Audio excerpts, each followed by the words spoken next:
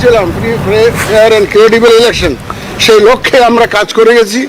আমরা কারো পক্ষে নই, কারো বিপক্ষে নই। আমরা শুধুমাত্র একটা সুন্দর পরিবেশ, নির্বাচনের পরিবেশ সৃষ্টি করার চেষ্টা করেছি এবং আশা করি এবং আমার ধারণা আমরা ইনশাআল্লাহ করতে পেরেছি আপনাদের সহযোগিতা, সবার সহযোগিতা নিয়ে। দেশে কোনো পাতানো নির্বাচন হবে না। এই পাতানো নির্বাচনের ইতিহাস আমাদেরকে ভুলে যেতে হবে। এখানে এই কেন্দ্র দখলের ইতিহাস আমাদের ভুলে যেতে হবে, ভোটের বাক্স দখলের ইতিহাস আমাদের ভুলে যেতে হবে।